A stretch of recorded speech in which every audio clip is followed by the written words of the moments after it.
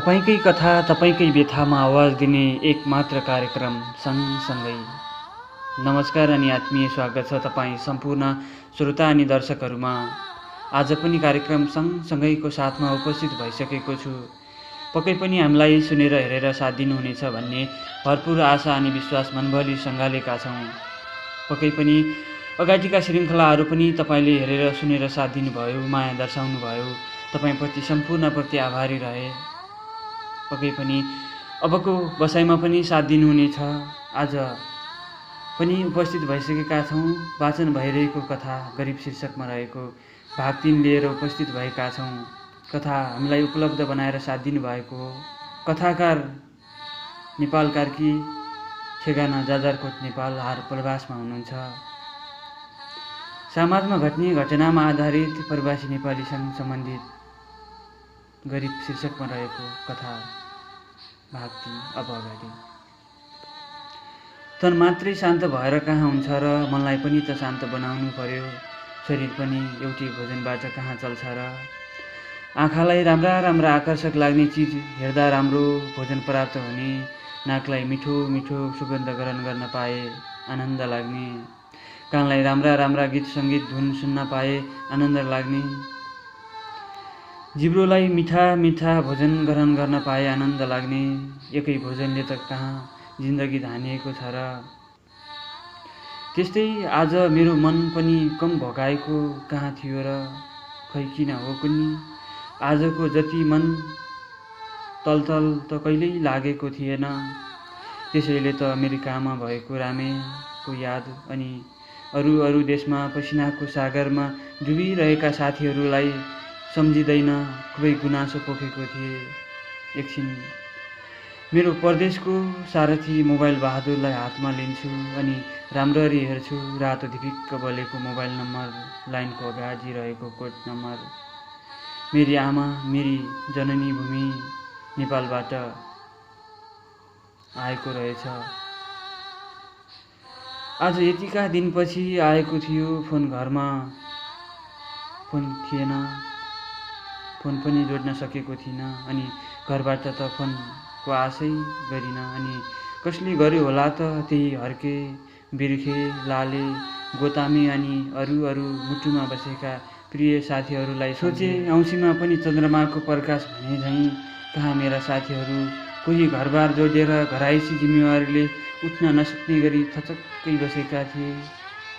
कसैलाई छोराले सताएको होला, कसैलाई छोरीले सताएकी होली, कसैलाई घरको जिम्मेवारीले सताएको होला, कसैलाई प्रेसीले प्रेम गर्दा गर्दा अब त प्रेम पनि बोझ बनिसकेको होला। मलाई खुबै याद आउँछ तल्नाघरे हर्केको विवाह गर्नु अघि खुबै प्रेम थियो। बिचाराहरूको एकपटक नभेटे पागल हुन्छु यार भनेर मसँग खुबै पीडा पोखिरहन्थ्यो। त्यही पीडाले होला विवाह गरेको पनि आजभोलि खुबै कुस्ती चल्थ्यो। दुईजनाको कहिल्यै सल्लाह हुन्थेन। सधैँ मारामार काटाकाटको अवस्था रहिरहन्थ्यो। सानै उमेरमा वैवाहिक बन्धनमा बाँधिएर फलामको साङ्लोले बाँधेको बाघ झैँ भएको थियो हर्के। त्यसैले त घरभित्रै गज्रिन्थ्यो।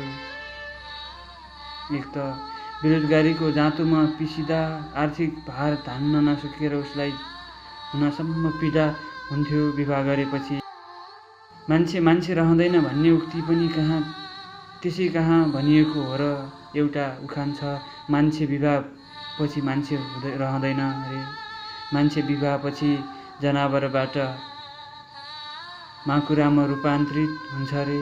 माकुराका 8 खुट्टा भने झैँ मान्छे पहिला 2 खुट्टे अनि भएन भनेर प्रेसी थप्यो 2 खुट्टा अनि त्यसैपछि थप्नै नपर्ने गरी आफै लाइनमा लागेका मान्छे जस्तै गरी पालो आएकी फटाफट निस्किने। त्यसै त यस्तै गरी छोराछोरीका 2 खुट्टा गरी जम्मा 8 हुँदा रहेछन्। अनि भएन त मान्छेबाट जनावर, जनावरबाट माकुरो। यतिमा होस राखियो भने त माकुरामै सीमित होला, नत्र भने ओर्याङ्लो झुसिलकिरा हुन पनि बेर लाग्दैन। त्यस्तै थियो हर्केको कहानी। एक ज्यान 2 भएको थियो बिचारा। आफू त बुवा आमा सँग मागेर जिन्दगी धानिरहेको हो। एक्कासी बुढीको पनि सबै जिम्मेवारी लिनु पर्दा खाली पाकेट हुँदा खपी नसक्नु पीडा हुन्थ्यो बिचारालाई। आमा बा पनि कति सक्नुहुन्छ त, त्यही बाटो त्यही चल्लो कुखुरो अनि थोरै घरमा भएको अन्नपात बेचेर घर चलाउनु पर्थ्यो। फेरि हर्के मात्रै भएको भए पनि ठिकै हुन्थ्यो। हर्के पछाडि भाइ बहिनीका लाम थिए, तिनीहरूलाई पनि त हेर्नु पर्यो, तिनीहरूको भविष्य पनि त छ नि। त्यही भएर होला बाआमाबाट आउने अर्थतन्त्रमा पनि आगो लागिसकेको थियो। तीज, दसैँ, तिहार अनि विभिन्न चाडपर्व आउँदा नयाँ एकसरो किन्नु पर्यो, चाडपर्व मनाउनु पर्यो, दान दक्षिणा गर्नु पर्यो। दिदीबहिनीको विवाह हुँदा टिको टालो गरिदिन पर्यो। मर्दाको मलामी, जिउँदोको जन्ती पनि हुनै पर्यो। सबै गाउँदेखि घर धान्नु पर्यो। त्यो सबै गर्नलाई पैसो चाहियो। अनि पाकेट खाली हुँदा कस्तो हविगत भयो होला। त्यो पाकेट खाली भएर पीडा भोगेका महाभाग्यशालीलाई मात्र थाहा हुन्छ होला। एक त मान्छे आधुनिक अनि जमाना आधुनिकतिर लम्किँदा आर्थिक अभाव हुनेलाई जीवन धान्नै गाह्रो भएको छ। तीज आउँदा सबै छट्के तिलहरी देखाउँदै हिँड्थे। चाडपर्वका नाममा धनको प्रदर्शन अनि धनी हुनुको रबाब देखाउनेको पनि कमी कहाँ छ र समाजमा। धनीमानी, मान सम्मान इज्जत भएको दाइ भाइको घर दिदीबहिनीले खचाखच हुन्थ्यो। मान सम्मान पनि छुट्टै हुन्थ्यो। जो दाइ भाइ छाक टार्न पनि गाह्रो हुन्थ्यो, त्यसको घरमा झिङ्गा नै आउँथेन। सबैको सोच नै पैसाले चाडपर्व मनाउने हो, धन प्रदर्शन गर्ने हो भन्ने नराम्रो सोच हुन्थ्यो।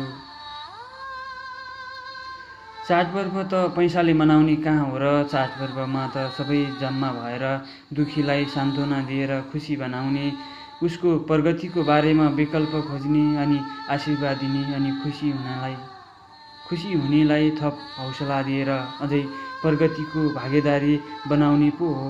परम्परागत रूपमा रमाइलो अनि कम खर्चिलो तरिकाबाट चाडपर्व मनाउँदा आफ्नो संस्कार संस्कृतिको पनि जगेर्ना हुन्छ अनि समाजमा विकृति पनि पैदा हुँदैन। चाडपर्वका नाममा जुवा, तास, रक्सी, वेश्यावृत्ति जस्ता नराम्रा काम गर्नाले आज समाज एउटा झेलखाना बन्न गएको छ। धनीहरूको बार, क्यासिनो, रेस्टुरेन्ट अनि भट्टी बन्न गएको छ। यो विकृतिको बारेमा सबैले बुझ्न जरुरी छ। त्यस्तै हर्केकी बुढीलाई साह्रै गाह्रो अनुभव भइरहेको थियो।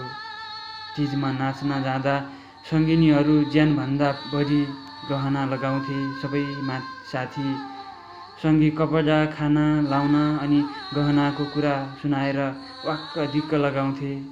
मेरो त यस्तो कपडा छ, उस्तो गहना छ, मेरो राजा साहबले नास्ता खानालाई मात्रै 10,000 दिनुहुन्छ भन्दै फुर्ती लगाउँथे।